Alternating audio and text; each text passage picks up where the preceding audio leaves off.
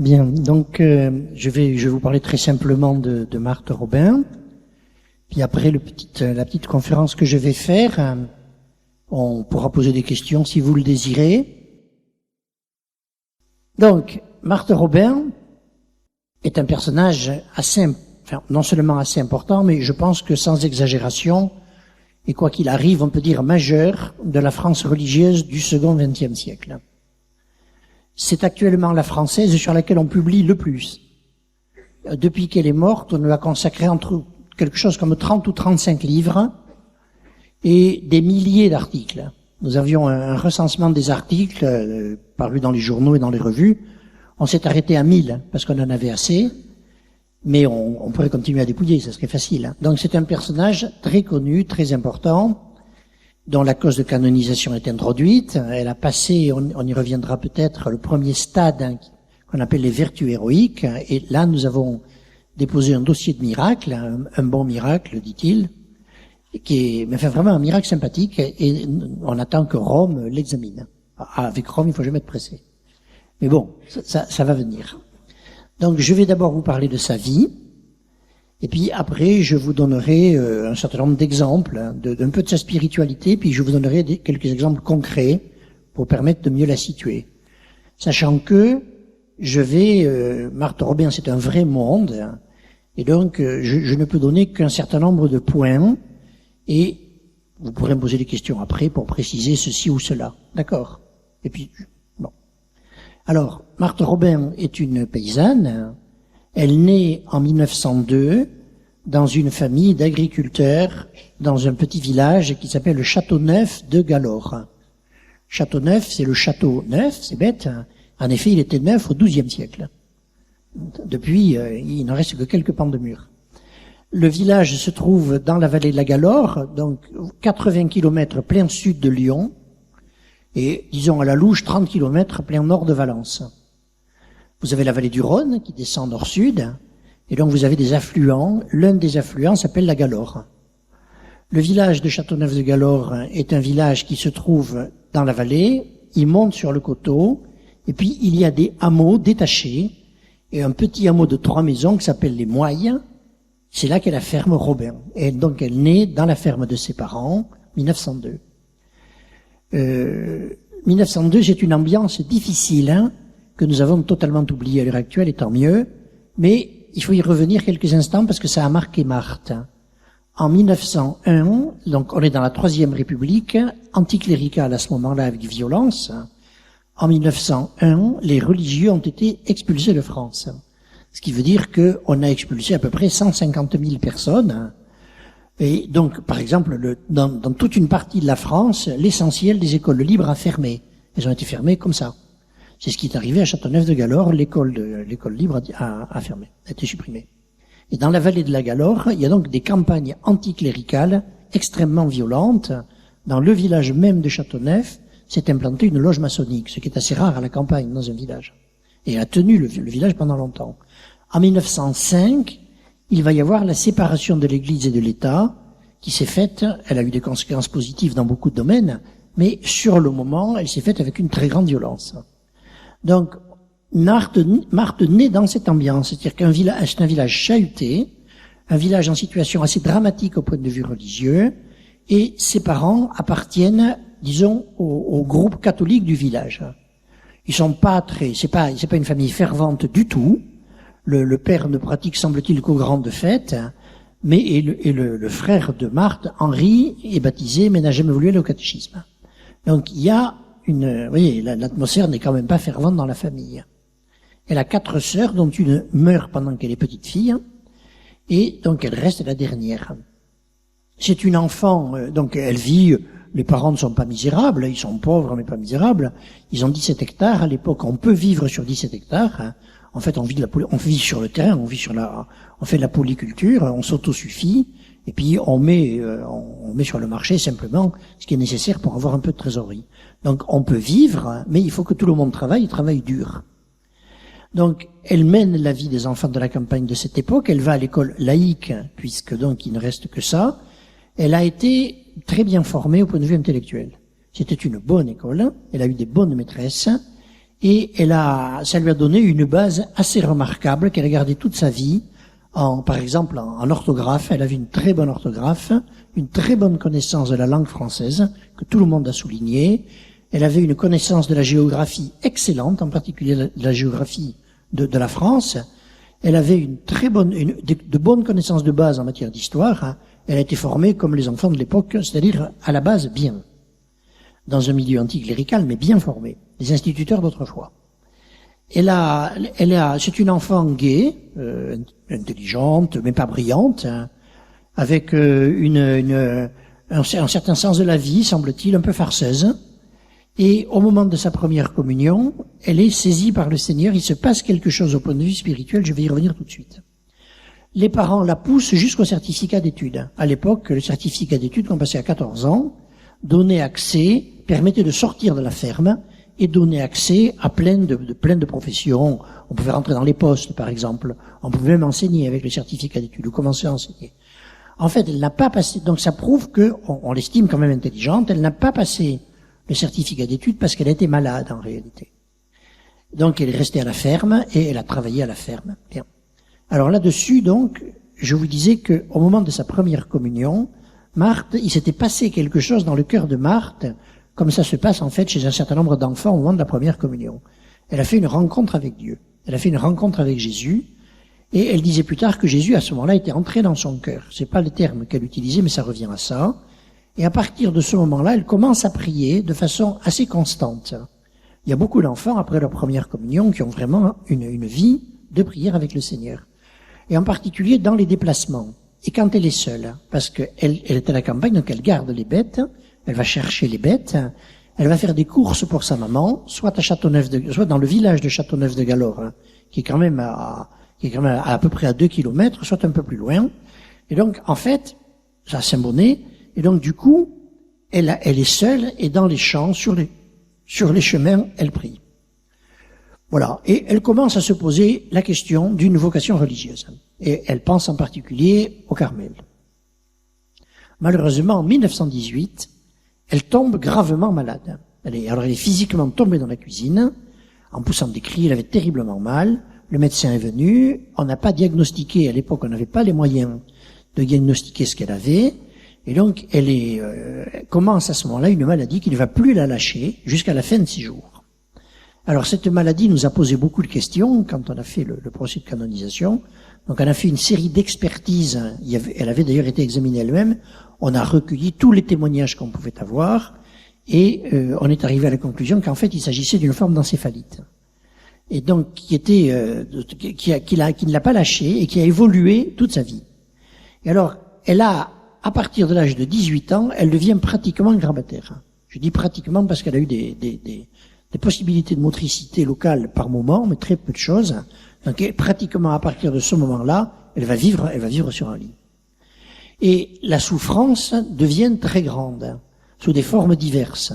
Des céphalées, des douleurs intestinales, des douleurs musculaires, etc. Ses jambes se replient sous elle, et donc elles vont devenir, alors elle a marché pendant un petit moment, puis après c'est devenu plus difficile, donc elle s'est mise au lit à partir de l'âge de 18 ans, les jambes se sont repliées sous elle, et se sont complètement tétanisées. Quand Marthe est morte, on n'a pas pu déplier les jambes, et donc on l'a mise dans le cercueil avec les jambes pliées sous elle, qui est une position extrêmement inconfortable. Les bras sont paralysés peu à peu, pas complètement. Elle a eu des retours de motricité, d'utilisation possible des bras, mais d'une façon générale, les bras étaient paralysés. Et puis, elle a souffert abominablement. Je ne veux pas rentrer dans le détail, mais un médecin spécialiste de soins palliatifs, donc spécialiste de la douleur, à qui nous avons demandé de regarder le dossier, nous disait qu'à son avis, au vu des pièces dont il disposait, elle avait souffert autant qu'un être humain était capable de souffrir. Donc c'est extrêmement impressionnant. Alors, ce qui a encore, j'allais dire, aggravé avec des guillemets la situation, c'est l'isolement. Parce qu'un malade en grande souffrance se tient beaucoup mieux, résiste beaucoup mieux s'il est soutenu. Mais s'il est isolé, c'est beaucoup plus difficile. En fait, elle a été très isolée. Pourquoi elle a été isolée? Parce que, comme je vous le disais, elle est tombée malade en 1918. 1918, ce n'est pas seulement la fin de la guerre de 14, hein, c'est aussi l'arrivée d'une épidémie, qui est la dernière pandémie européenne, la dernière grande pandémie qu'on appelle la grippe espagnole, et qui en fait était, semble-t-il, une variété de choléra. Et donc, la grippe espagnole a tué 400 000 personnes en France. Ils étaient extrêmement contagieux. Vous imaginez une maladie, une épidémie qui arriverait en France maintenant et qui tuerait 400 000 personnes. C'est énorme. La grippe espagnole a tué le tiers de la population de l'Alaska aux États-Unis.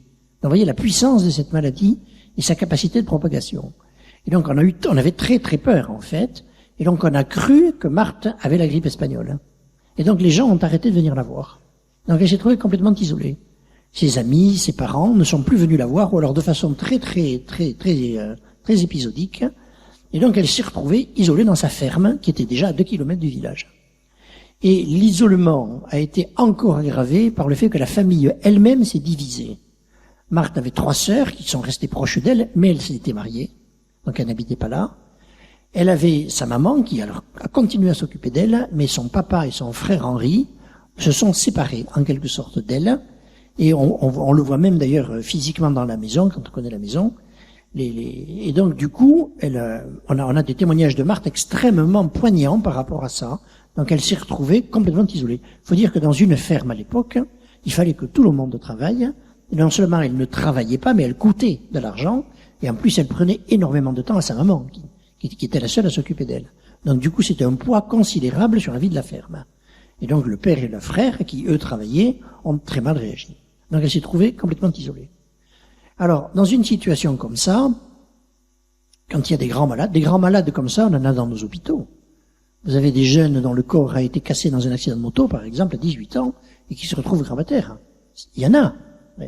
Et souffrant, quelquefois terriblement.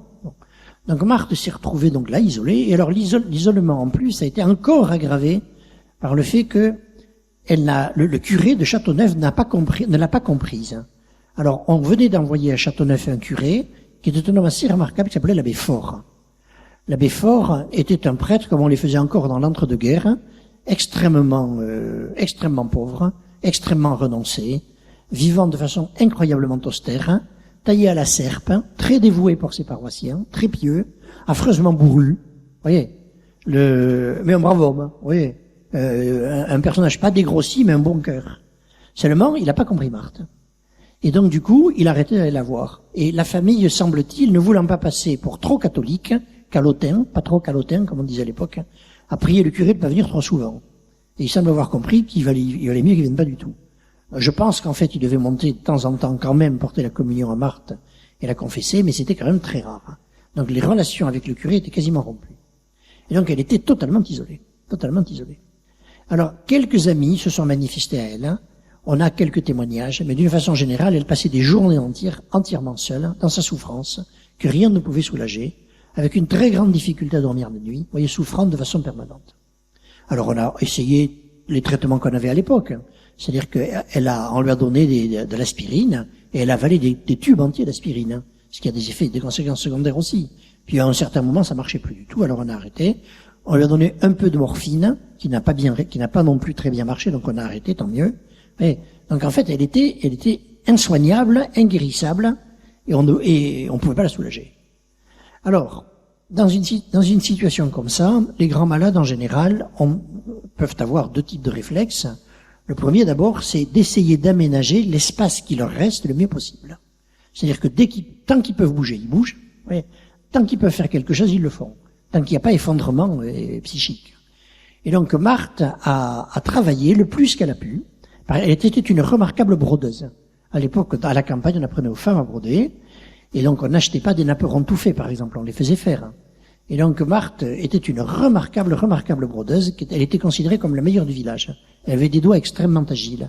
Donc, tant qu'elle a pu le faire, elle a brodé. On a encore des napperons de Marthe. On en a gardé quelques-uns. Ou des mouchoirs, par exemple. Et puis, tant qu'elle a pu se déplacer, elle s'est déplacée. Tant qu'elle a pu garder les poules, elle a gardé les poules. Au moins, elle pouvait faire ça. Puis peu à peu, ça s'est arrêté. Vous voyez, sa vue a baissé, ses doigts se sont paralysés. Et un jour, elle a demandé à sa maman de lui enlever son dé, qu'à l'époque, les femmes portaient en permanence, parce qu'elle c'était plus possible. Elle pouvait plus travailler. Donc, tant qu'elle a pu, elle a aménagé son petit monde. Et puis, deuxièmement, on cherche un sens à ça. On se dit, mais pourquoi moi? Pourquoi est-ce que ça m'arrive à moi? Qu'est-ce que je fais avec ça? Alors, elle a cherché une réponse du côté de la religion, puisqu'elle avait la foi. Et par exemple, elle a écrit un acte d'abandon qui est très beau, inspiré d'un autre acte d'abandon très connu qui avait été fait par Monseigneur Bougaud, personnage connu à l'époque. Et donc elle a vraiment essayé de s'abandonner entre les mains de Dieu, mais en réalité, elle n'y arrivait pas vraiment, elle se battait. Alors la situation a changé d'un seul coup, en 1928. Alors qu'est-ce qui s'est passé en 1928? Elle a reçu ce qu'on appelle dans le renouveau charismatique, mais vous pouvez l'appeler autrement, une effusion de l'Esprit. C'est-à-dire que l'Esprit Saint lui est tombé dessus. On en a beaucoup d'exemples dans l'histoire de l'Église, hein. Le plus connu étant Saint Paul. Quand Saint Paul va à Damas pour persécuter les chrétiens, et tout d'un coup, le Seigneur lui tombe littéralement dessus, il se retrouve à terre et aveugle, et converti, voyez. Donc on appelle ça une effusion de l'Esprit. L'Esprit Saint, boum, tombe sur quelqu'un. On en a beaucoup d'exemples. Encore aujourd'hui, il y en a plein. J'ai vu un prêtre d'Angers la semaine dernière qui me disait qu'un de ses paroissiens, dans un endroit assez déchristianisé, qui me disait qu'un de ses paroissiens était venu le voir en lui disant, écoutez, je sais pas ce qui m'arrive, Dieu m'est tombé dessus, j'ai la foi. Le Seigneur lui tombe dessus. Boum, comme ça. Alors on voit des choses comme ça, c'est d'ailleurs assez agréable. C'est assez consolant pour les prêtres et pour les laïcs, mais on en voit. Donc c'est ce qui est arrivé à Marthe sous une certaine forme. Comment ça s'est passé? L'abbé Faure, dont je vous ai parlé, en 1928, a demandé à des capucins de Lyon de prêcher une mission paroissiale. Donc vous savez ce que c'est une mission paroissiale. On vient dans une paroisse, on prêche, on va voir les gens. Et à l'époque, c'était vraiment très très courant. Donc pour secouer la paroisse de Châteauneuf, il a fait venir donc des 2 capucins. La mission n'a pas réussi, ils n'ont pas percé, mais une fois la mission terminée, ils ont été voir les malades à l'extérieur du village. Et la première personne qu'ils ont été voir, c'est Marthe Robin. Et là, il s'est passé quelque chose. Ils lui ont probablement parlé ils étaient donc capucins, ils ont parlé de Saint François d'Assise, leur patron, et ils ont expliqué à Marthe que Saint François d'Assise était le premier à avoir reçu les stigmates. Donc les plaies du Christ dans son corps. Et que, ayant reçu les stigmates, il s'était uni à la passion de Jésus. Et que donc, en s'unissant à la passion de Jésus, eh bien, sa vie avait changé. Et il avait compris qu'en unissant ses souffrances aux souffrances du Christ, c'était le plus grand amour. Alors, quand on n'est pas chrétien, racontez ça aux gens, ils vous regardent avec des yeux ronds. Il faut être chrétien pour comprendre ça ou entrer là-dedans. Il faut se rappeler que le Christ n'a jamais été plus grand que sur la croix. Parce que c'est le maximum du don et c'est le maximum de l'amour. Et donc, au fond, ce que les capucins ont dit à Marthe, c'est que, en étant malade, elle pouvait aller au maximum de l'amour et au maximum du don, en acceptant son état et en l'offrant en lien avec le Christ pour sauver le monde. Et alors sa vie, qui paraissait une vie totalement inutile, pouvait devenir une vie utile et féconde. Et alors il s'est passé cette chose extraordinaire, et il n'y a que Dieu qui peut faire ça. C'est que, à partir de cet instant précis, non seulement Marthe a accepté sa vie, mais elle l'a choisie. Oui, c'est un retournement complet. Elle a choisi sa vie. Elle a choisi le fait qu'elle était malade. Elle l'a accepté totalement. Elle est entrée à l'intérieur de cette acceptation. Et elle a dit, mais même là, je peux rendre service aux hommes. Je peux faire avancer l'Église. Je peux m'unir à Jésus. Et je peux aider à sauver le monde. Ça l'a retourné comme ça. Elle n'est jamais revenue là-dessus. Et à partir de ce moment-là, sa vocation est vraiment apparue. Alors, dans les mois et les années qui ont suivi, entre 1928 et 1936, c'est une période qui est importante parce que c'est une période de formation. Alors, les capucins disent à l'abbé Faure, vous savez, elle n'est pas folle, elle n'est pas contagieuse, vous pouvez aller la voir. Et c'est vraiment une sainte fille. Et l'abbé Faure devient le premier père spirituel de Marthe Robin.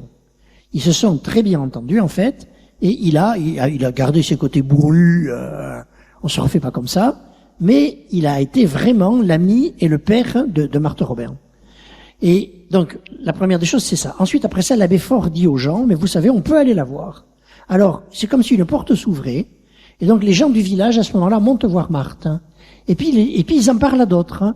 Et donc, finalement, peu à peu, les gens commencent à venir voir Marthe, et elle commence à recevoir des gens qui viennent de plus en plus loin, simplement par le bouche à oreille. Il faut savoir que nous avons gardé les carnets de rendez-vous de Marthe Robin depuis 1941. Et donc, on a tous les noms des gens qui venaient la voir sur rendez-vous, et puis il y avait des gens qui venaient sans rendez-vous. Et donc, nous avons fait une évaluation qui porte à peu près, qui arrive à peu près à la conclusion qu'elle a reçu dans sa chambre plus de 100 000 personnes. Qui peut dire qu'il a reçu 100 000 personnes? Donc 80 évêques et cardinaux, ce qui est quand même pas mal. Voilà, donc plus de 100 000. Et des milliers de prêtres, pas des centaines, des milliers. Pourquoi j'ai dit des milliers? Parce que nous avons fait une évaluation sur 10 ans, et je crois qu'on a trouvé 900 prêtres qui étaient venus la voir pendant la période. Donc on s'est arrêté. Comme cette affaire a duré 53 ans, donc elle en a reçu beaucoup. Alors, elle commence à recevoir des gens.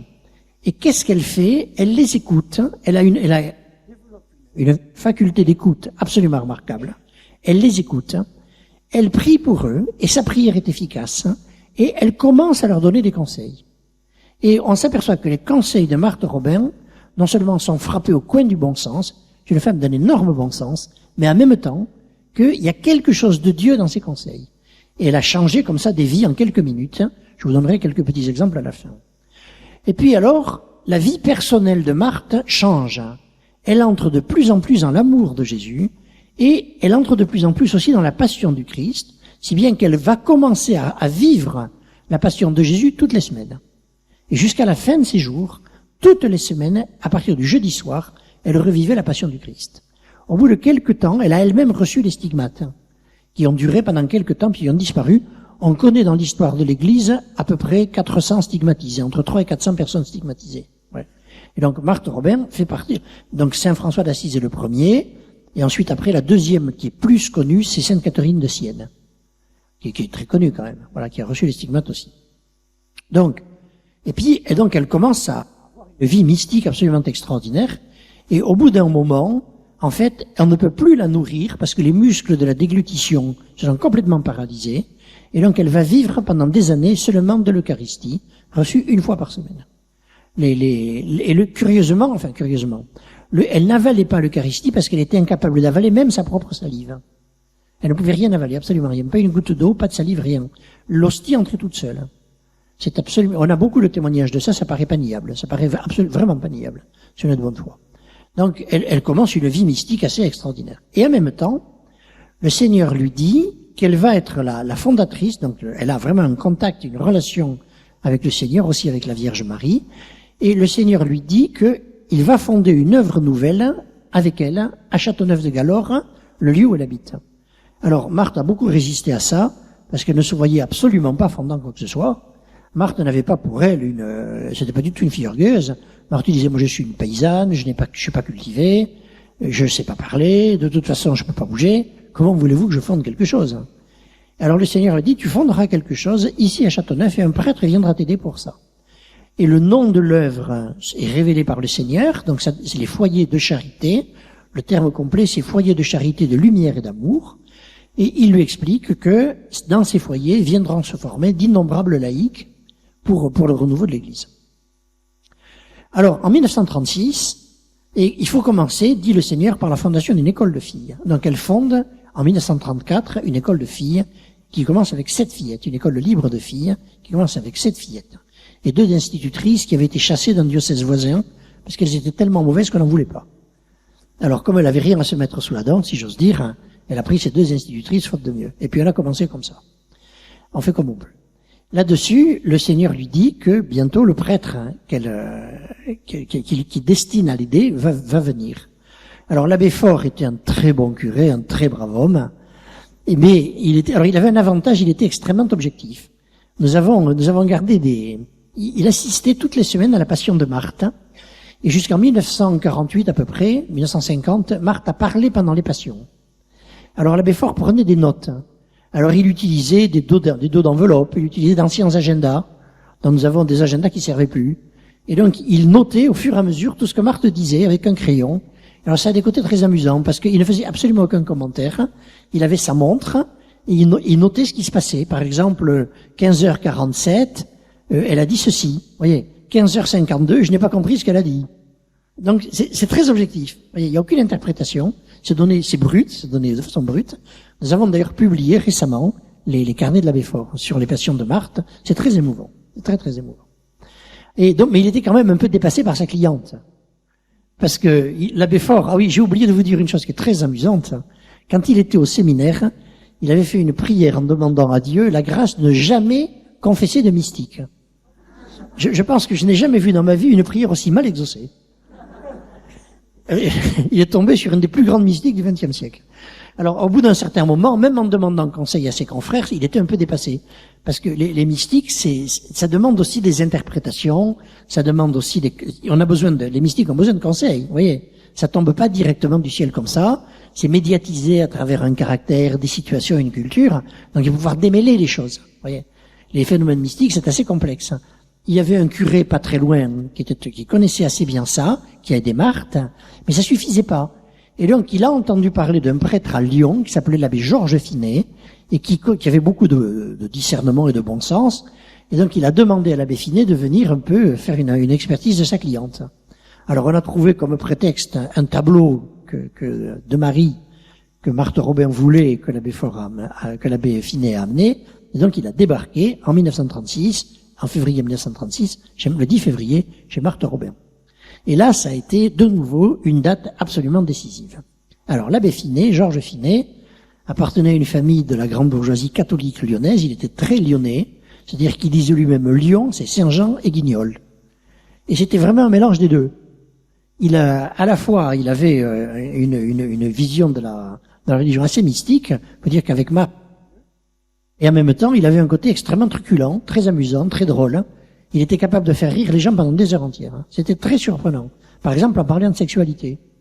Le dimanche matin, quand il prêchait des retraites, la retraite du dimanche portait uniquement là-dessus, on riait pendant 4 heures sans s'arrêter. C'était très curieux, très très étonnant. Donc c'était un drôle de bonhomme. Et c'était un type intelligent, il avait beaucoup de relations, et il avait aussi une qualité assez remarquable, il ne doutait de rien et n'avait peur de personne. Ça, c'est que quelqu'un ne doute de rien et n'ait peur de personne, c'est pas très fréquent, et il était monté comme ça. C'est vraiment étonnant. Je sais pas d'où ça lui venait, mais vraiment, pour ça, il était très fort. Donc, il débarque chez Marthe Robin. Marthe Robin le reconnaît. Et elle lui parle du renouveau de l'Église. D'abord, on est en 36. Et on commence à parler de la situation de la France. 36, Front populaire, avancée du Parti communiste, etc. Donc, Marthe Robin dit que la France va pas très bien, que ça peut aller plus mal, mais qu'elle remontera. Bon. Ensuite, c'est pas une prophétie, c'est une opinion.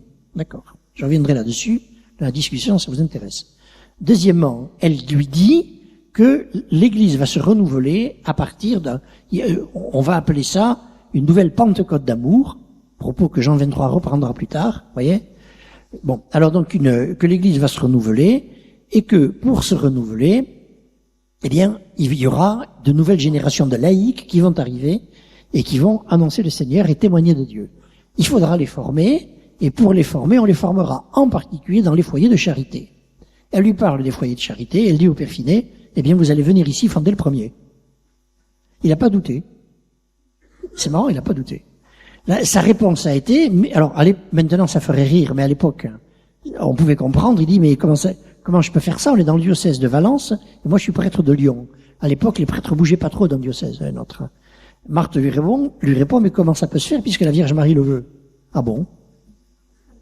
Enfin, comment? Il faut pas en douter puisque la Vierge Marie le veut. C'est pas exactement la phrase. Alors ensuite, après, il lui dit, mais comment va-t-on faire pour ces retraites? Alors Marthe lui dit, on va prêcher d'abord des retraites pour les femmes et les jeunes filles, parce qu'à l'époque, les retraites d'hommes et les retraites de femmes étaient toujours séparées. Donc, bon, il dit d'accord, eh bien, elles vont durer combien de jours? 2 jours, 3 jours? Non, la Vierge Marie veut des retraites de 5 jours pleins. Parce qu'on se convertit pas en 2 jours. Ah bon, dit le père Finet, d'accord. Et on va faire quoi pendant ces 5 jours?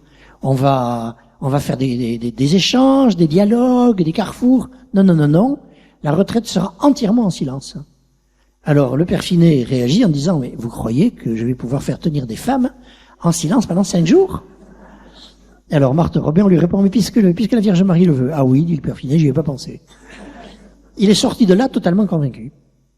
Alors, il a été voir son père spirituel, qui était un jésuite connu, puis le cardinal archevêque de Lyon, le cardinal Gerlier. Et ce qui est incroyable, alors j'ai oublié de vous dire qu'il était sous-directeur de l'enseignement libre du diocèse de Lyon. À l'époque, le diocèse de Lyon faisait le département du Rhône, le département de la Loire. Il y avait 600 écoles libres sur les 2 départements. On avait constitué ou reconstitué un réseau gigantesque. Donc il était vice-directeur de ça, autrement dit, il était quasiment vice-recteur. Et donc, il va trouver le cardinal Gerlier en lui disant, voilà, Éminence, il y a une mystique à 80 km d'ici, dans un endroit perdu, qui veut que j'aille m'installer à côté d'elle. Le cardinal Gerlier aurait dû le mettre à la porte. Or, en fait, il ne l'a pas mis à la porte. il a accepté de le dégager à mi-temps. Il lui a dit, vous viendrez à Lyon 3 jours par semaine. Et alors Finet lui a dit, mais pourquoi voulez-vous que je vienne 3 jours par semaine? Pour m'obéir. Et en fait, c'était pas sot. Parce qu'il y a beaucoup de faux mystiques, vous savez, il y en a des vrais, mais il y en a des faux. Et donc le critère, c'est toujours l'obéissance. C'est pas un critère absolu, mais c'est un critère sérieux. Et donc, pendant 10 ans, il faisait toutes les semaines la navette entre Châteauneuf, même pendant la guerre, sous les bombardements, entre Châteauneuf-de-Galore et Lyon, sauf pendant les vacances scolaires. Alors, donc, la première retraite est prêchée fin 36, et puis les retraites commencent. Alors, à partir de ce moment-là, jusqu'à sa mort en 1981, la vie de Marthe va être une vie qui va avoir plusieurs orientations. Alors, première orientation, d'abord, sa vie intérieure, qui est vraiment à la base de tout. C'est la vie intérieure, c'est-à-dire c'est ses prières pour les gens qui viennent la voir. Et puis, c'est aussi la passion qu'elle revit chaque semaine, c'est son contact avec Jésus. Ce sont les écrits qu'elle fait pour essayer d'exprimer ce qu'elle vit intérieurement. Un journal, des correspondances, un récit de la passion, des récits de la passion plutôt. Donc, une vie intérieure extrêmement puissante, extrêmement riche, et au fond sur laquelle nous savons peu de choses. On a des aperçus, mais l'essentiel nous échappe et nous échappera toujours. Mais c'est assez normal. Deuxièmement, l'activité de Marthe, c'est aussi les foyers. C'est-à-dire la fondation du foyer de Châteauneuf, qui grandit. Quand elle est morte, la communauté avait à peu près 120 ou 130 membres. À Châteauneuf-de-Galore, on construit, même pendant la guerre, on arrive à construire un grand bâtiment qui existe toujours. Et puis, on rachète des terrains pour l'école des filles. Donc, se développe un primaire, un collège, un lycée de filles. Puis, même chose pour les garçons dans le village à côté, Saint-Bonnet, une école professionnelle entre les deux, et plus tard une maison de retraite. Donc, tout un ensemble. Le foyer de charité de Châteauneuf-de-Galore, à l'heure actuelle, c'est le plus grand ensemble immobilier du département de la Drôme. Ouais. Donc, c'est considérable. C'est considérable.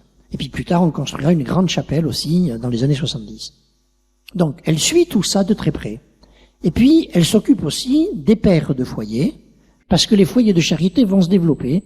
Et quand elle est morte, il y en avait à peu près 45 qui étaient dans le monde entier, depuis le Japon jusqu'à la Colombie, depuis l'Afrique jusqu'à la France.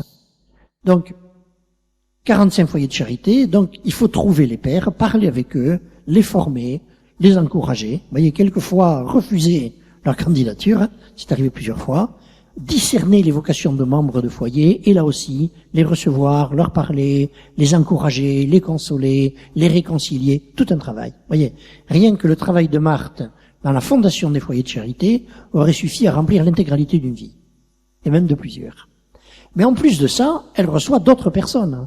Elle reçoit des gens qui viennent la voir, parce qu'ils sont attirés par sa réputation, et puis elle reçoit des retraitants. À la fin de la vie du père Finet, il faisait des retraites dans lesquelles il y avait 400 personnes. Et les gens voulaient voir Marthe. Alors ils s'inscrivaient. On ne triait pas. Le principe, c'était simplement qu'on prenait d'abord les jeunes et ensuite les prêtres. Vous voyez, ou les prêtres et les jeunes. Puis alors après, on prenait les gens comme on pouvait. Elle arrivait à recevoir jusqu'à 60 et 80 personnes par jour. Elle recevait sur 2 jours. Oui. Et ensuite, après, eh bien, après, elle pouvait plus. Elle était complètement épuisée. Puis il fallait aussi qu'elle-même, elle ait un peu de temps pour elle. Alors, je reviendrai sur les rencontres de Marthe après. Quand j'ai dit un peu de temps pour elle, Marthe avait une très grosse correspondance. Donc, elle répondait aux lettres, elle recevait beaucoup de lettres, elle dictait les réponses, au moins la substance des réponses, et puis elle avait aussi un gros ministère de soutien, en particulier auprès des prisonniers. Elle avait des amies, surtout une, mais d'autres aussi, qui étaient assistantes sociales des prisons, et donc elle avait des relations épistolaires avec beaucoup de prisonniers, et elle leur envoyait des colis, en particulier avec des cigarettes, mais pas que ça. Et elle envoyait aussi beaucoup de colis aux missionnaires. Alors elle avait toute une activité de colis qui prenait du temps, et donc elle disait dans les colis, il faut mettre ça, ça et ça, c'est telle personne, elle aime ça, vous voyez. Et donc ça allait depuis les saucissons jusqu'au pull, enfin tout ce qu'on peut imaginer. Tout ce qu'on peut imaginer. Donc ça l'occupait aussi beaucoup, puis elle recevait sa famille aussi. Elle était très proche de sa famille, elle les aimait beaucoup, et donc elle les recevait au maximum dans l'emploi du temps qui était le sien. Voilà, donc ça a été la vie de Marthe jusqu'à la fin. Vous voyez, jusqu'à la fin. Une activité, une vie entièrement donnée à Dieu dans la prière, vous voyez, entièrement unie au Christ dans la passion, entièrement donnée aux hommes par la par le soutien, par l'écoute et par le conseil. Voilà. Et puis elle est morte donc le 6 février 1981. Elle était très malade en réalité. Elle est morte très naturellement. En fait, en réalité, elle était complètement épuisée, elle était cachexie, elle avait au moins une maladie. Elle avait 2 maladies très probablement, dont chacune était suffisante pour la tuer dans l'état où elle était. Voilà. Donc on l'a retrouvée morte, elle était tombée au pied de son lit. Enfin, tombée. En tout cas, elle était au pied de son lit. Alors, maintenant, je voudrais vous parler un petit peu de l'influence de Marthe Robin. Mais avant de vous parler de l'influence de Marthe Robin, je voudrais vous dire un petit mot de la manière dont elle recevait les gens, si vous voulez bien. Donc je voudrais être un peu concret pendant quelques minutes. Après, j'essaierai de vous parler de son influence. Alors, Marthe Robin vivait dans sa ferme. Elle a vécu pendant longtemps dans une chambre en même temps, où elle vivait aussi sa maman pour s'occuper d'elle. Puis ensuite, après, on a construit une sorte de petite annexe à la ferme. On l'a déplacée, et donc elle a vécu dans la même chambre pendant des années sans bouger. En tout cas, sans sortir de la chambre. Sur un tout petit lit qui était en fait une sorte de canapé qu'on avait fait pour elle. Elle était très mal installée, c'était très inconfortable, mais ça pouvait pas être autrement. Maintenant, on aurait des lits médicalisés, des choses comme ça. Eh bien, à cette époque, on n'avait pas ça.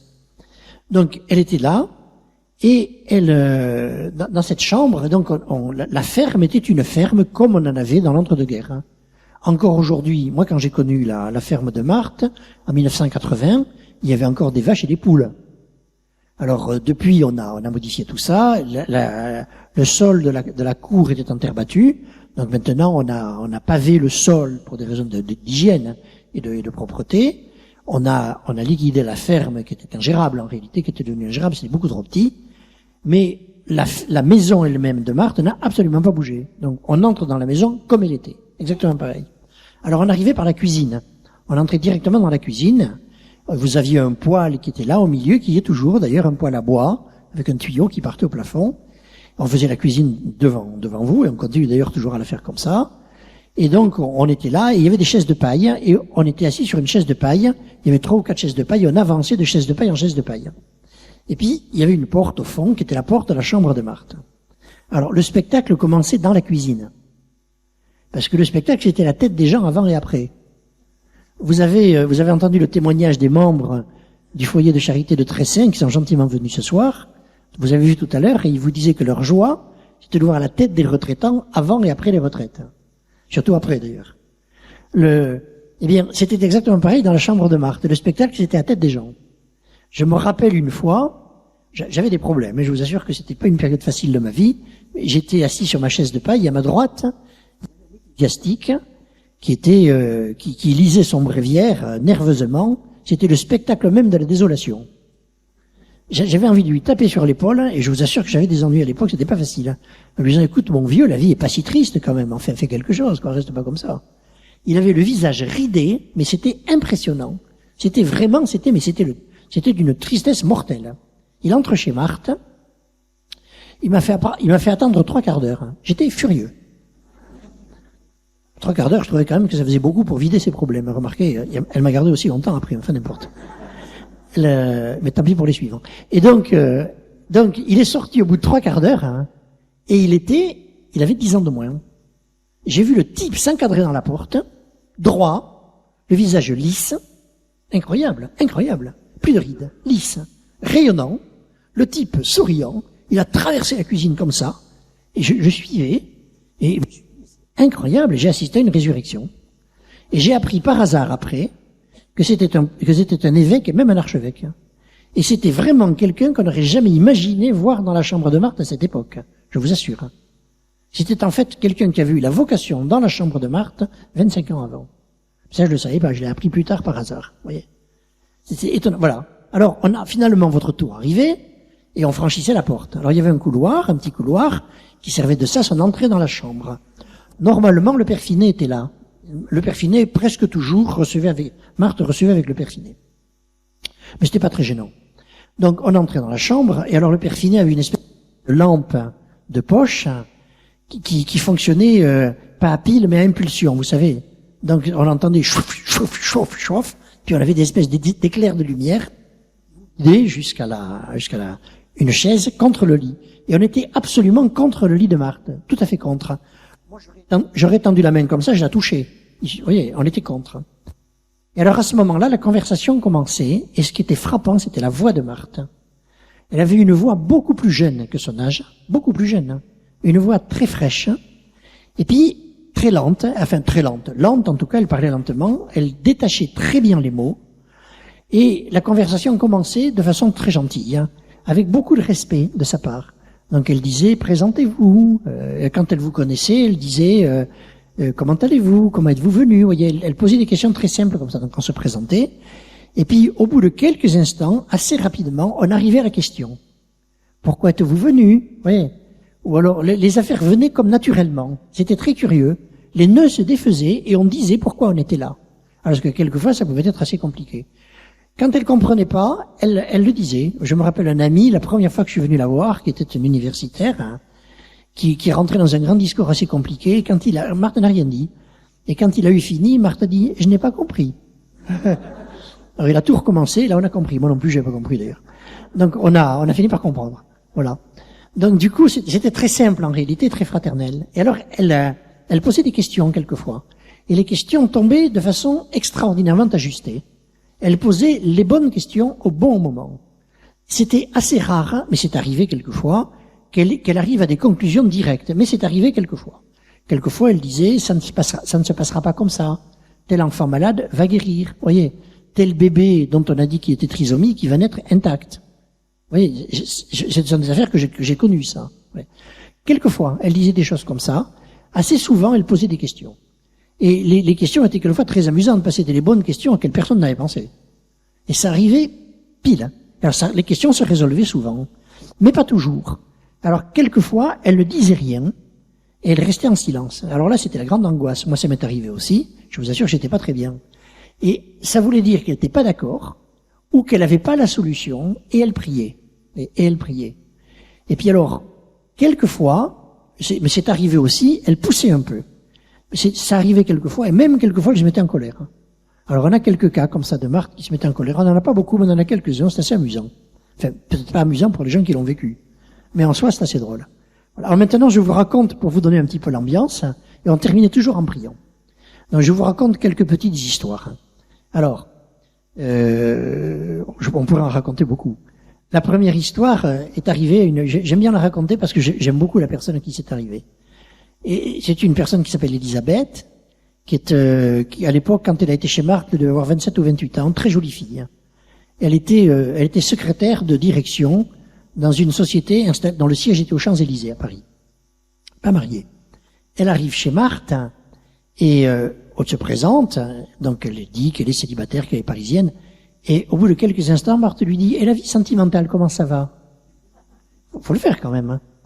Alors elle lui dit, ben voilà, dans mon entreprise, dans ma société, il y a quelqu'un qui me court derrière, il veut absolument se marier avec moi, mais j'hésite. Ah, dit Marthe, il y en a pas d'autres? Alors elle dit, ben oui, il y en a un autre aussi dans ma société, qui aussi me court derrière, mais j'hésite beaucoup, pour telle et telle raison. Ah, dit Marthe, il y en a pas d'autres? Alors elle dit, ben oui, un officier français là qui est au Canada, en échange avec l'armée canadienne, je l'aime bien, je le connais depuis longtemps, mais il se décide pas. Ah, dit Marthe, je crois bien que vous devriez lui écrire. Et elle ajoute, et pour le premier, n'y pensez plus.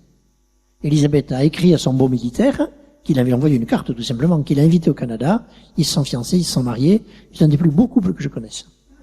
C'est très très beau. Voilà, une histoire, hein. Vous voyez, une histoire comme ça. Alors des histoires, il y en a plein. Une autre histoire, hein. Un type, un grand gars qui est dans une grosse école à Paris, je crois HEC, qui est une grande école à Paris. Très anticlérical, famille d'origine chrétienne, mais très anticlérical, très antichrétien. Il a un ami qui est un très bon copain à lui, et qui est catholique, et il attaque sans arrêt l'église. Un jour, son ami en a marre, il lui dit, écoute, j'en ai assez, tu dis des bêtises, tu ne connais pas l'église catholique. Tu devrais te taire. Alors, l'autre lui dit, écoute, je veux bien la connaître, hein. Je sais pas, trouve-moi quelque chose, au moins je saurai de quoi, je saurai. Il l'amène à Châteauneuf-de-Galorre faire une retraite. Et il monte chez Marthe pendant la retraite. Il arrive chez Marthe. Il débite, il envoie sur la tête de Marthe tout ce qu'il a contre l'église catholique. Marthe ne dit pas un mot, mais pas un mot. Et quand il a fini, Marthe dit simplement, et pourtant. Et pourtant. Le type se réveille. Il dit, et pourtant. Et pourtant. Donc il n'y a pas que ce que j'ai dit, il y a d'autres choses. Vous voyez, il était enfermé dans sa pensée. Et alors, il a réfléchi, il s'est converti, il est devenu un grand ami de Marthe Robin. Alors là-dessus, il a une relation sentimentale avec une fille qui était aussi petite qu'il était grand. Et la fille l'aimait, mais lui, il savait pas s'il l'aimait ou s'il l'aimait pas. C'est confortable, je vous assure. Et finalement, un beau jour, ils se disent, on va en parler à Marthe. Alors, le garçon entre dans la chambre de Marthe, il dit à Marthe, voilà, je sais pas si je l'aime, je sais pas si je l'aime pas, je sais pas si je l'aime, je sais pas si je l'aime pas. Marthe répond simplement, on va prier, c'est tout. Il sort de la chambre, naturellement, la fille qu'il aimait l'attendait, et elle lui dit, que t'as dit Marthe? Et il lui répond, rien, elle a dit, on va prier. Ah bon? Elle entre dans la chambre. Alors elle dit à Marthe, moi je l'aime, mais il se décide pas, et puis elle dit, en passant comme ça, d'ailleurs, il y a une Américaine qui lui écrit tout le temps, je pense qu'elle est jalouse de moi. Marthe répond, c'est évident qu'elle est jalouse. C'est tout ce que dit Marthe. C'est évident qu'elle est jalouse. Elle sort. Son copain l'attendait devant la porte. Alors, il lui dit, que t'as dit Marthe? Ben, elle m'a dit rien, elle m'a dit on va prier. Ah, quand même, elle a dit que l'Américaine qui t'écrit est jalouse de moi. Le type se réveille une nouvelle fois. Il dit, elle t'a dit qu'elle est jalouse qu'elle est jalouse. Hein. Mais alors, si elle est jalouse, c'est qu'elle a compris que je t'aime. Mais si je t'aime, je t'épouse. Ils ont eu 12 enfants. Des histoires comme ça, il y en a des centaines, hein. Vous voyez. Il y en a des centaines. Il y en a qui sont très sympas. Alors, une autre histoire. À Châteauneuf-de-Galore, il y avait un hôtel, un café plutôt. Alors, Châteauneuf, le village est dans la vallée, mais il a été construit aussi sur la pente et l'église est en haut. Et le foyer encore un peu plus haut. Donc l'église est, vous voyez, il y a une rue principale qui va de la vallée, disons de la route de la vallée à l'église. À l'intersection de la route de la vallée et de la route qui monte vers l'église, il y a un café. Il y avait un café.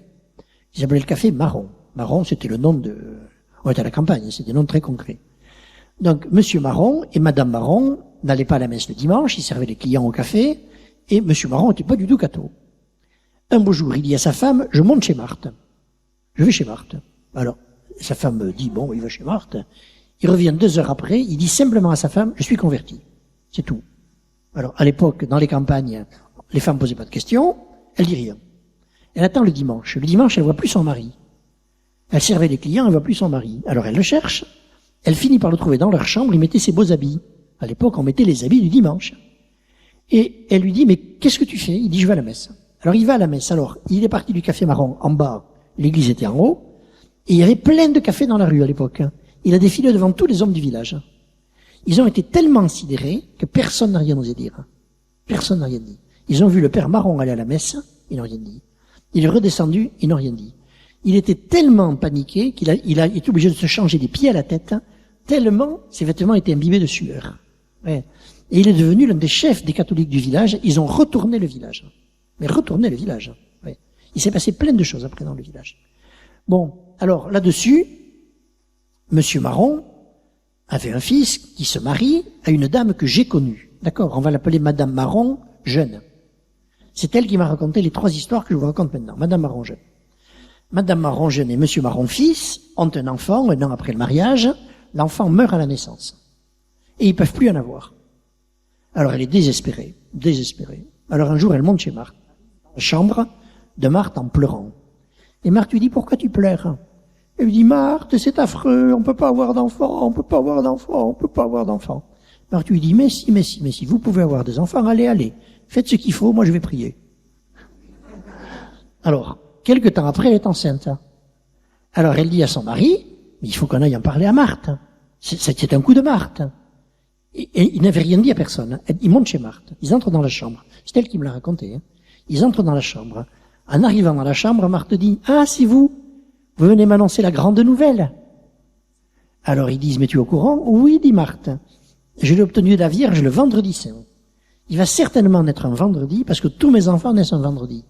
Il est né un vendredi. Et 2 ans après, il a eu un petit frère qui est né un vendredi. C'est marrant. Alors, je prêchais un jour une retraite à Châteauneuf-de-Galore, et à cette retraite, il y avait un jeune prêtre. Et je raconte cette histoire. Hein. Il vient me voir, et il me dit, moi, je suis un fils de Marthe. Et je lui dis, mais comment tu peux être un fils de Marthe? Tu l'as pas connu. Tu étais beaucoup trop jeune. Alors, il me raconte l'histoire suivante. Ses parents, jeunes mariés, depuis 7 ou 8 ans, n'avaient pas d'enfants et ne pouvaient pas en avoir. Apparemment, ils ne pouvaient pas en avoir. Ils montent, alors ils se disent, on n'en aura pas, mais on va mener une vie très chrétienne. Et on va vraiment mener une grande vie mystique, voilà. Et donc on va se sacrifier, on va, voilà. Et donc on va aller parler avec Marthe Robin. Ils ont fait la dernière retraite où Marthe Robin a reçu des gens fin 1980. Ils font partie des dernières personnes qui ont vu Marthe. Ils entrent dans la chambre en se disant, on va ouvrir notre âme, on va échanger sur des choses mystiques, merveilleuses. Et alors ils se présentent et Marthe dit simplement, avez-vous un bon gynécologue? Ils n'ont retenu que ce mot. Que ce mot. Il est né un peu plus d'1 an après. Incroyable. Fils unique. Oui, un vendredi. Un des fils de Marthe. C'est incroyable. C'est curieux.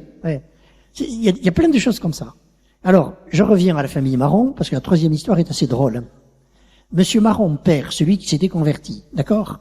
Après la guerre, à une date que je connais pas, se dit, dans les années 55, je pense, quelque chose dans ce genre, un peu plus peut-être après, se dit, le café suffit pas pour faire vivre la famille, il faudrait faire un hôtel-restaurant. Mais il était obligé de mobiliser tout son argent.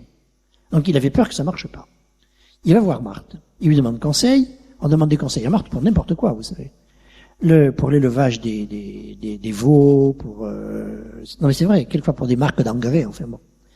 Alors, elle savait pas tout, mais elle savait beaucoup de choses. Alors, il parle à Marthe, et Marthe dit oui, fais-le, tu pourras faire vivre ta famille.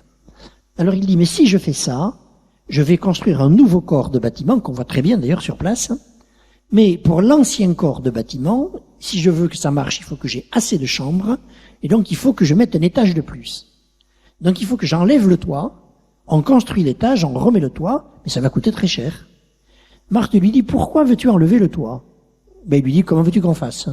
Il lui dit, tu n'as qu'à le lever pendant les travaux sur des vérins hydrauliques. Après, tu le redescendras. Alors, vous savez ce que c'est des vérins hydrauliques? Ce sont des colonnes sous pression. On s'en sert, par exemple, pour des voûtes d'église. Moi, j'ai un ami architecte des bâtiments de France qui est spécialiste de ça.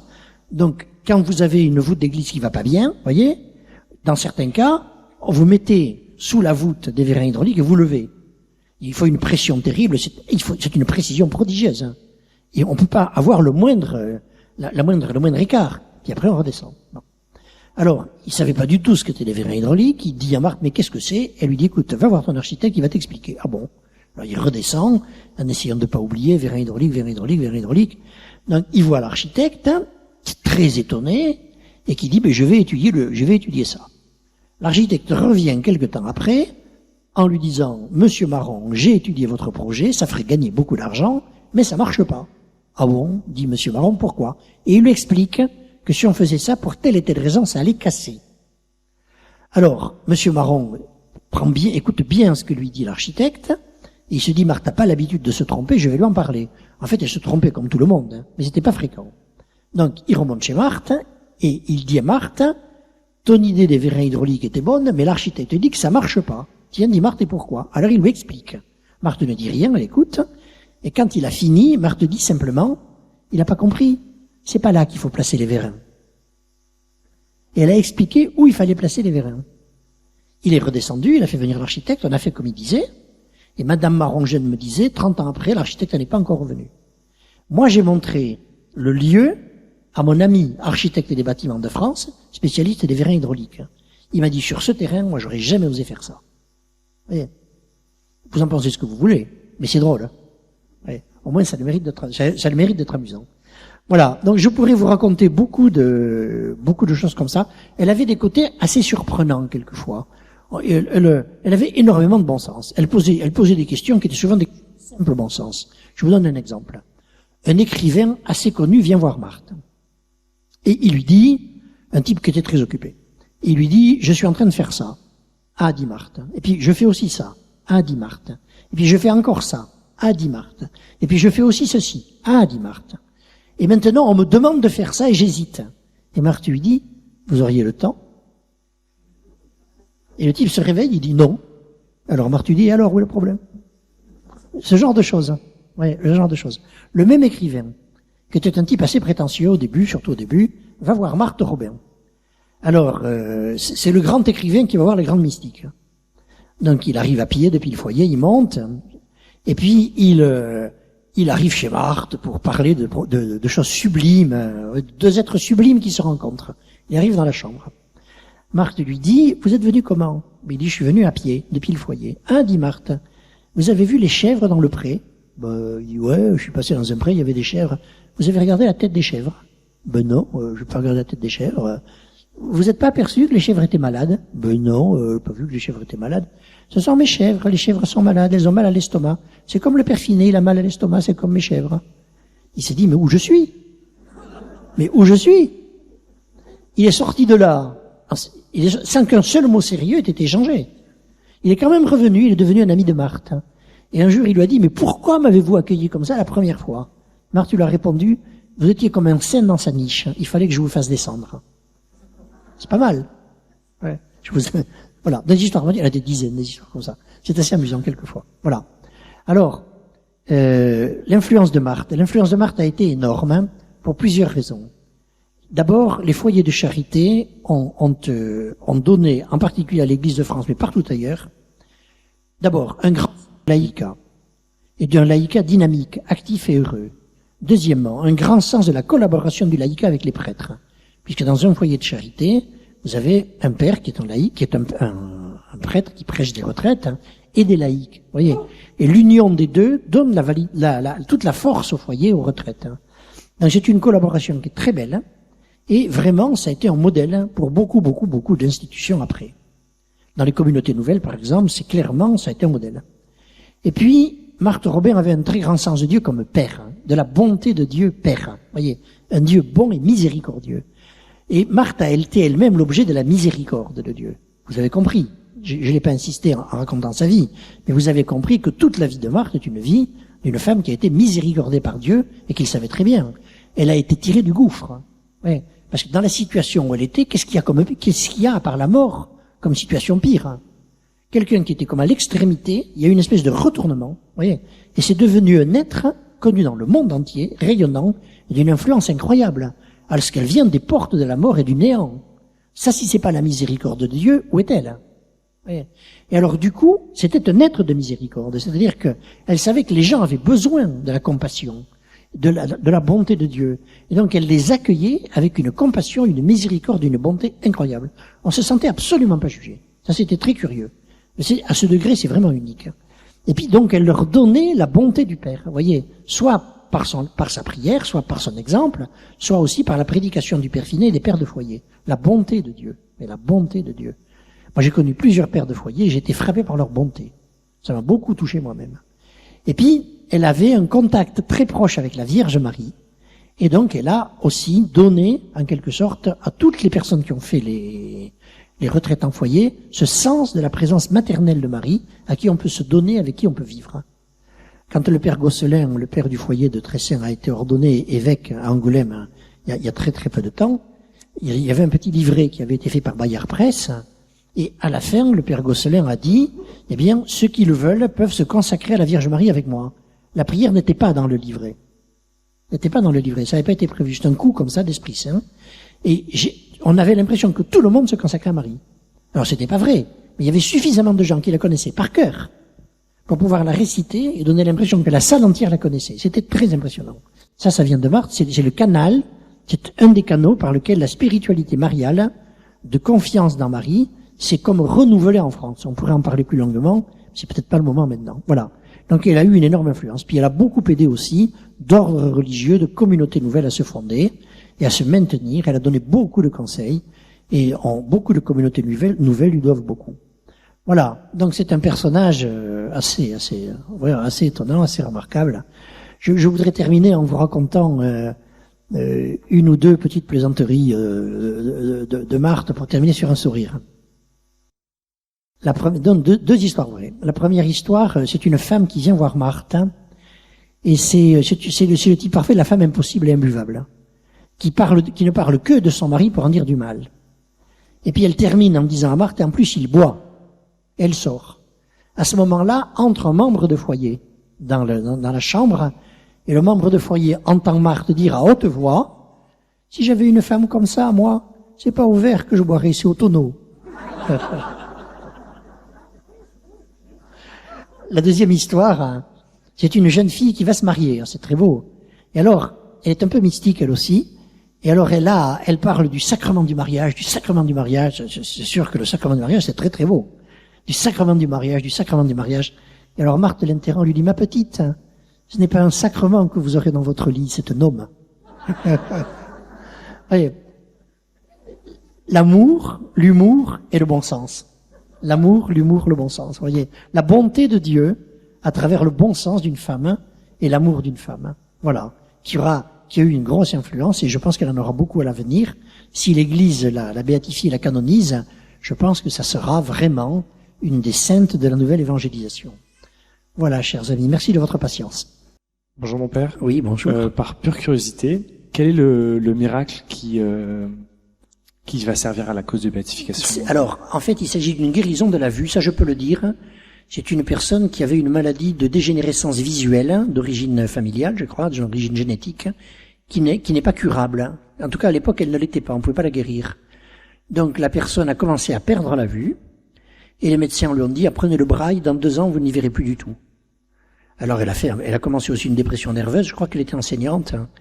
Et donc, elle avait connu Marthe Robin, et elle allait dans un groupe de prière. Donc, on a un gros dossier médical sur la maladie. Et puis alors, donc, elle est allée dans un groupe de prière, et le responsable du groupe de prière lui a dit, mais tu as connu Marthe Robin, on va la prier. Ils se sont mis à la prier à quelques-uns. Elle est tombée par terre, renversée par la puissance de Dieu. Quand elle s'est relevée, elle y voyait. Et elle y voyait parfaitement. Donc depuis, ça fait 20 et quelques années, et je l'ai vue, moi, il y a 1 mois ou 2 mois, elle a 10 à chaque œil et elle voit sans lunettes. Alors on a tous les examens après. Les examens avant, avec les pronostics. Le témoignage du moment où ça s'est passé, donc ça c'est très très pratique. Parce que vous pouvez prier Jeanne d'Arc et Saint-Pierre, si vous êtes guéri, vous savez pas lequel. Tandis que là c'était précis au moins. Et puis en plus de ça, on a les examens après jusqu'à des dates très récentes. Donc c'est un beau dossier, il fait 600 pages, imprimé. Donc on l'a déposé à Rome et on attend que Rome puisse dégager du temps à une commission de médecins pour s'occuper de ça. Mais les moyens à Rome sont quand même très réduits, il n'y a qu'un prêtre qui s'occupe de ça. À la congrégation pour les causes des saints, ça c'est trop peu, quoi. Donc du coup, le pauvre vieux, il est accablé. Et on n'a pas non plus un nombre de médecins spécialistes indéfini. Donc voilà. Donc on attend. Patiemment. Il n'y a pas autre chose à faire, de toute façon. Mais c'est un bon miracle. On avait voulu en déposer tant qu'on est dans les miracles, je peux vous en raconter un autre parce qu'il est assez touchant. On avait voulu en déposer un deuxième, mais on l'a pas fait, vous allez voir pourquoi. C'était un miracle de protection. Quand en 1994, il y a eu le génocide au Rwanda, vous vous rappelez, l'horreur. Les génocidaires sont arrivés au foyer de charité de Remera, donc au Rwanda. Ils ont aligné la communauté contre un mur. Donc il y avait le père du foyer était un Belge, il y avait la responsable une Française, et puis il y avait des Rwandaises. Hein. Et ils leur ont dit, vous allez nous dire qui est Hutu et qui est Tutsi. Parce qu'on ne peut pas toujours distinguer physiquement. Alors, donc ça les a menés à se dénoncer eux-mêmes, quoi. Et autrement dit, on va tuer les Tutsis, on laissera vivants les Hutus. Et les membres du foyer ont dit, on vous le dira pas. Alors, il faut savoir qu'au grand séminaire au Burundi, à Bujumbura, 20 ans avant, ils étaient passés la même chose, ils avaient tué 53 séminaristes. Donc, ils n'ont pas voulu se dénoncer, ce qui est héroïque. Alors, ils ont dit, on va tous vous tuer. Alors, ils étaient alignés, les autres, donc, les ont mis en joue pour tirer, quoi. Et juste avant qu'ils tirent, le père Clessens, le père du foyer, a sorti une photo de Marthe et l'a montrée. Et la responsable française du foyer a dit simplement Marthe Robin. Les gars l'ont regardé, ils ont dit Marthe Robin, Marthe Robin, Marthe Robin. Ils sont partis en courant. Et ils courent toujours. Incroyable, hein. Ils sont partis en courant. Alors nous, on trouvait ça assez sympa comme miracle. Hein. Mais en fait, il aurait fallu, pour le prouver, qu'on retrouve les assassins. Alors ça, je peux vous dire, c'est au ciel qu'on les retrouvera, pas d'ici là. Hein. Bonsoir mon père. Pourriez-vous, s'il vous plaît, nous parler du lien entre l'île Bouchard et Marthe? Ah. Alors, peut-être tout le monde ne connaît pas l'île Bouchard. L'île Bouchard, c'est en Touraine, près de Chinon. En 1947, il y a eu en France pratiquement, on était au bord de la guerre civile. Je ne vais pas rentrer dans les détails. Et au moment où vraiment on avait l'impression que la guerre civile allait éclater, on était vraiment au bord. Hein. Le père Finet monte chez Marthe Robin le 8 décembre 1947 au matin, Et il dit à Marthe, Marthe, la France est foutue, excusez l'expression, c'est celle qu'il a utilisée, nous allons avoir la guerre civile. Et Marthe lui répond, non mon père, la Vierge Marie va sauver la France à la prière des petits-enfants. Et le même jour, à 2h moins le quart, commence à l'île Bouchard une série de 10 apparitions de la Vierge Marie à 4 petites filles, dont 2 sont encore vivantes. Et la Vierge Marie a demandé aux petits-enfants de prier pour la France qui était en grand danger. Et ça, c'est 3 jours après, la grève, les grèves qui étaient des grèves insurrectionnelles sont arrêtées, la situation est désenflée, et les mêmes personnes qui étaient sur le point de s'entretuer le mardi se sont retrouvées à travailler ensemble à partir de quelques jours après, et ça a fait le pays qui est notre pays à l'heure actuelle, quoi. Voilà. Alors Marthe, donc, a dit ça au père Finet. Plus tard, elle a rencontré Jacqueline Aubry, l'aînée des enfants, et qui a d'ailleurs témoigné au procès de Marthe Robin, et le témoignage de Jacqueline Aubry est absolument bouleversant. Je peux pas en parler, il est sous secret. Mais je pense que je crois qu'il y a eu 118 témoignages au procès, et je pense que c'est le plus bouleversant de tous. Comme quoi, le bon Dieu s'occupe de nous. On est bête, mais lui, il est bon.